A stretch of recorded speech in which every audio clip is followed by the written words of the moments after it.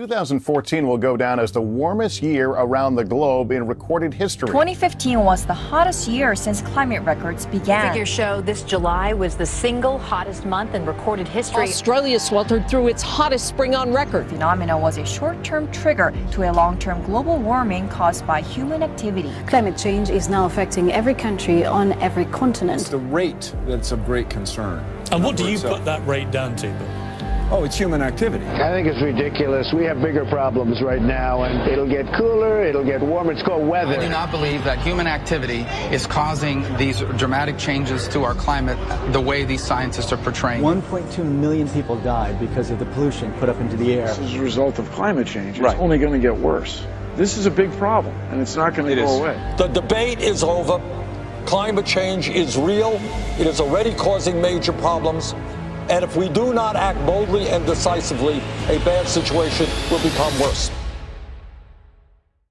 As a UN messenger of peace, I have traveled all over the world for the last 2 years documenting how this crisis is changing the natural balance of our planet.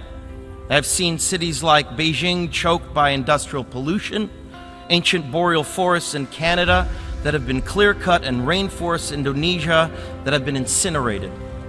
In India, I met farmers whose crops have been literally washed away by historic flooding. In America, I have witnessed unprecedented droughts in California and sea level rise flooding the streets of Miami. In Greenland and in the Arctic, I was astonished to see that ancient glaciers are rapidly disappearing, well ahead of scientific predictions. All that I have seen and learned on my journey has absolutely terrified me. There is no doubt in the world scientific community that this is a direct result of human activity and the effects of climate change will become astronomically worse in the future. Our planet cannot be saved unless we leave fossil fuels in the ground where they belong. Now think about the shame that each of us will carry when our children and grandchildren look back and realize that we had the means of stopping this devastation, but simply lacked the political will to do so. Yes, we have achieved the Paris Agreement. More countries have come together here to sign this agreement today than for any other cause in the history of humankind, and that is reason for hope. But unfortunately, the evidence shows us that it will not be enough. A massive change is required right now, one that leads to a new collective consciousness, a new collective evolution of the human race, inspired and enabled by a sense of urgency from all of you. We can congratulate each other today, but it will mean absolutely nothing if you return to your countries and fail to push beyond the promises of this historic agreement. Now is the time for bold, unprecedented action.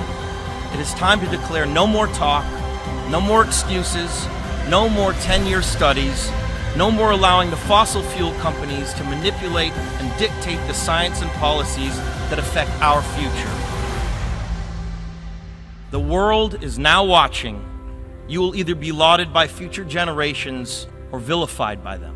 You are the last best hope of Earth. We ask you to protect it, or we and all living things we cherish are history.